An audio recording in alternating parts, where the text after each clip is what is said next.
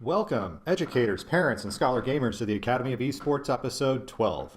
I am your host, James O'Hagan. This is the podcast where I delve into topics surrounding esports and education. Esports are organized competitive video games allowing schools to redefine their athletic culture, diversify opportunities for student participation, promote physical and mental health, increase collegiate scholarship pathways, and play games. We cannot forget the importance of play. The mission of the Academy of Esports is to support these ideals. The vision of the Academy of Esports is for all students to experience the fun and joy of playing competitive video games. In this episode, we will explore the topic of esports and inclusion, meaning everyone has an opportunity to participate. Esports allows everyone to compete on a level playing field, the same game, the same rules, just different interactive devices. So let's get started. And I was prompted to talk about this topic because it was announced a few weeks ago it wasn't announced a few weeks ago, it was actually announced back in May, but it happened a few weeks ago that the Special Olympics took place in Seattle, Washington. It took place from July 1st to July 7th.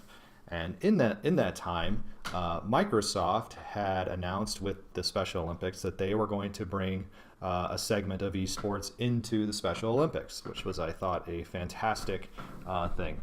Now, the way they brought it in was they used the game Forza, which is a car racing game, and it was something that Microsoft has developed as a game in-house. You can play it on your Xbox right now. But one of the things that was different in bringing this game to the Special Olympics was the use of assistive technology tools.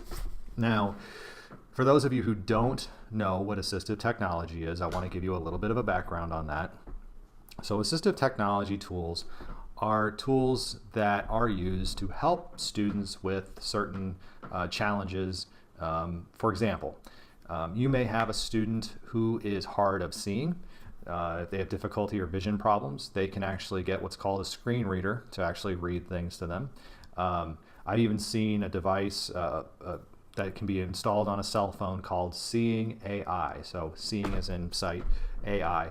And in that sense, what actually happens is that your phone can actually do things like read barcodes to you and tell you what a product is.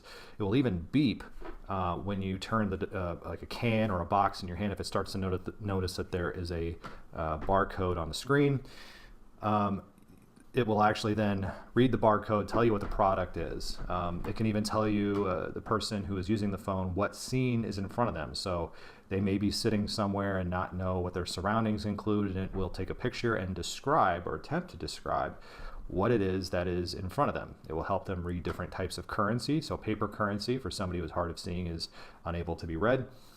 It will look at the currency and tell you exactly what denominations you have and what currency that you have. And that's called Seeing AI. And that was actually developed by Microsoft.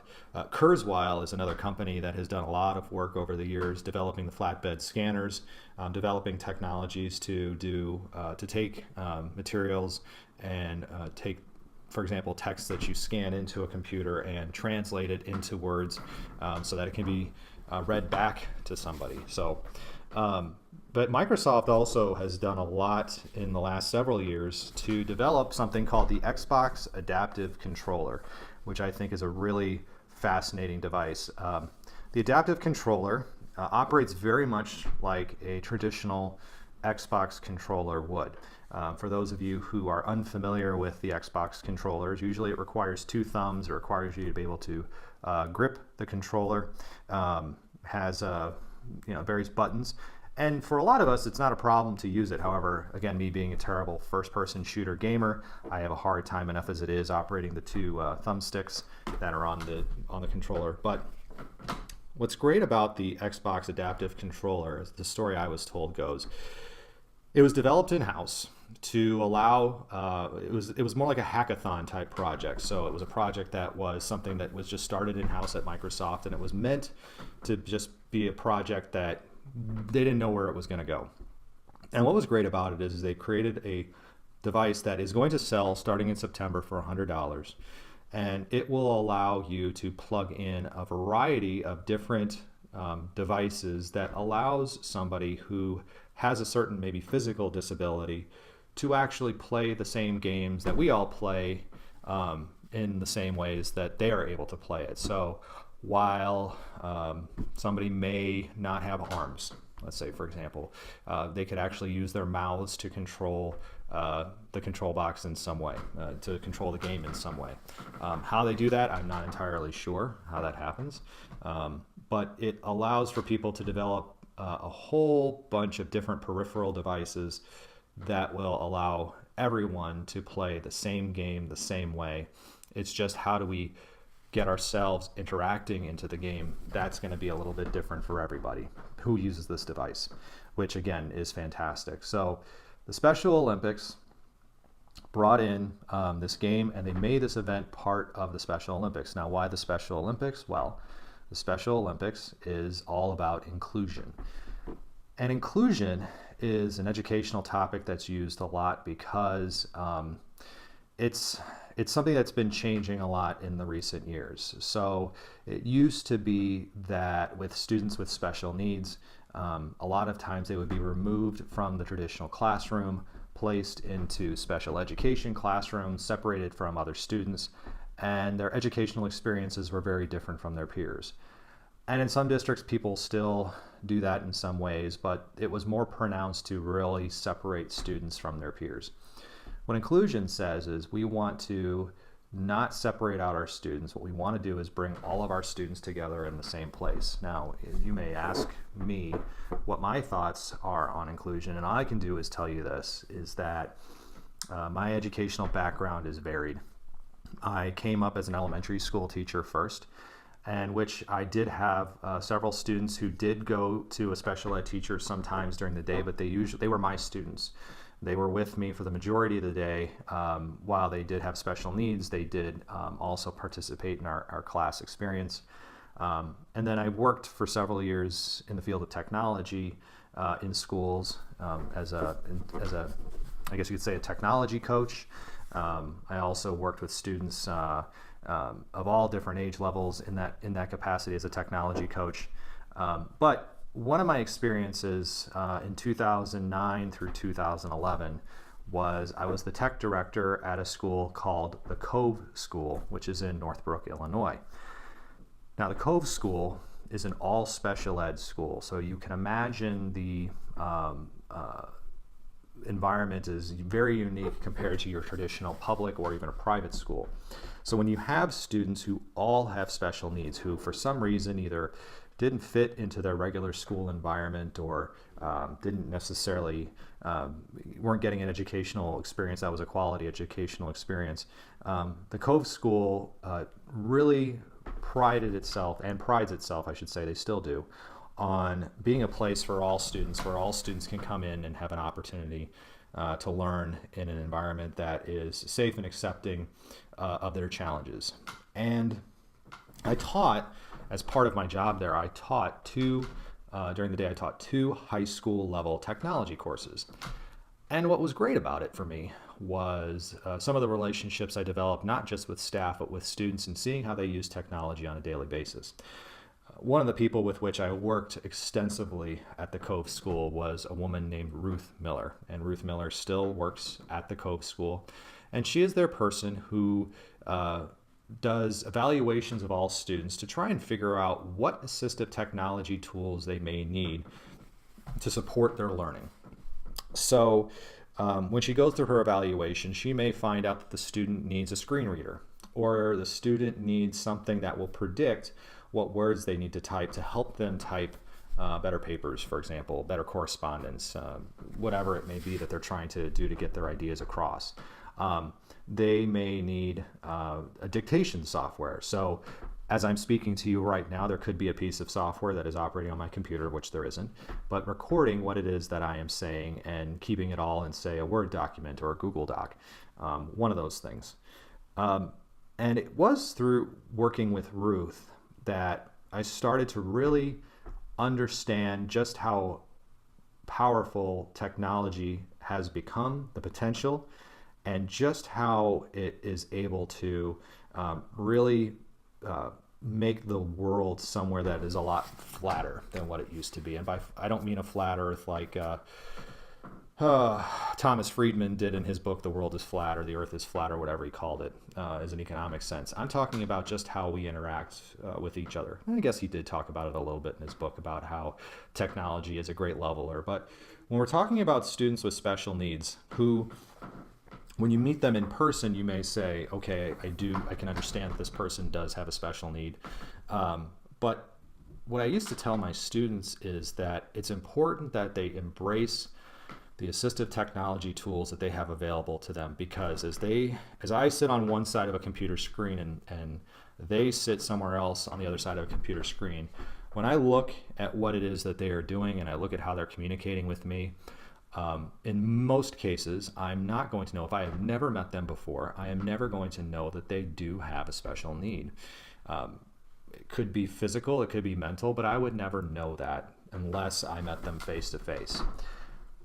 So when we're talking about esports now, and we're talking about the opportunities to level the playing field, to talk about including all of our students into esports, the adaptive controllers, the assistive technology tools are just more ways to me and reasons why we need to make sure that we are bringing esports into our schools. There is, again, a population of students with which we are working all right now. 90% of those aged 14 to 21 males identify as gamers, and those females in that same age group, about 60 to 65%, identify themselves as gamers. With these tools available to them, the adaptive controllers, the assistive technology tools, there is no reason that we need to not include or dissuade any of our students with special needs from participating in a full competitive esports experience. Think about traditional sports. Let's think about football or basketball even.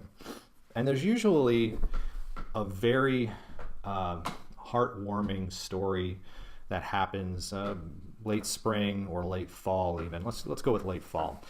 Do a search and you will find that there are stories of students who maybe were managers of a team for several years, who, because of a physical disability or a mental disability, were not able to fully participate in their sport. Okay, they were, again, associated with the team, but they weren't necessarily active players. They weren't playing the full 7 to 10 games in a football season or 40 basketball games or however many there are. And what you'll hear in these stories is that they'll specifically point out, and I'm not trying to create a negative light on this, I'm just trying to show a difference in the experiences that we can have and offer our students. But you'll notice that they'll have a special play, like they'll put the kid in a uniform and they'll tell him or her to go out onto the field or the court or whatever it is. And there's usually, it's like a prearranged moment where the child then is allowed to either score a touchdown or take a swing at a baseball or get into a basketball game. In a lot of ways, it's a great thing for the kids because they do get to experience being on the court or being on the field in spite of whatever their limitations may be. But what I'm trying to point out here is I'm not trying to denigrate the coaches who do that for those kids, and I'm not trying to downplay the experiences of those kids who want to have those experiences. What I'm trying to point out is that in esports, we don't have to create those situations. Those children can have just as much of a full esports experience as any other student. They do not have to have that experience in any way changed. When I say change, now granted, I'm saying let's use some adaptive technology tools, but it's still the same game with the same rules, just the interfacing devices are different. The gameplay is the same. You play against another team, whether they are any of those people have special needs. Usually if you're not playing in the same room, you would never know it. You would never be able to tell that a student is able to use an assistive technology device. And as you're playing the game, know that they are using an assistive technology device. Now, I don't know, one of the things I'm unsure of is how professionals in esports operate in this realm. And for a lot of, I know that there is a student who is on the Columbia University team in Missouri who does have a physical disability. He was actually in the finals of the League of Legends Collegiate Championships. But I don't know if there was any special accommodations made for his physical disability. But later this week, I will be traveling to Madison, Wisconsin to discuss with colleagues in esports around the state our creation, a further codification and creation of the Wisconsin High School Esports Conference. And one of the things I'm going to be sure to bring up in that conversation that we need to discuss and think about is how do we make sure that we are creating an environment that allows students of all ability levels, no matter what their physical ability or mental ability may be, that we allow all those students an opportunity to participate on teams and do it fairly. I can imagine that there are some of you who may be thinking about ways to use assistive technology tools to maybe game a system, meaning a device that may let you click a mouse faster, that may auto track a player around, something of that regard. I just want to make sure that we are doing this above board, that we're doing it for the best reasons, that there needs to be a review process in place for our conference. I don't know what that may be, but in general, when we are talking about esports and we're talking about the opportunity for our students to participate on a level playing field with everybody else, esports and its ability to be inclusive to all people is something that, to me, needs to be championed and cherished and promoted heavily when we talk about this with our education leaders. So that will do it for this week on the Academy of Esports. I've been your host, James O'Hagan. You may follow me on Twitter at Jim O'Hagan. That's at JIMOHAGAN. And while you're at it, you can also follow at TAO Esports. That's Tango Alpha Omega. I guess it's Omega. Esports, Omaha. Sorry. Tango Alpha Omaha Esports on Twitter. It's a great way to get the latest blog posts, podcast episodes, and news coming out of esports and education. And remember, you can continue your engagement by going to www.taoesports.com. You can also follow the latest in esports news and research directly impacting education, carefully curated by me through Flipboard or your favorite RSS app. The links are right there on the TAO Esports website. You can also connect through Facebook at www.facebook.com/TAO Esports. Thanks again for listening, and I look forward to our time again next week.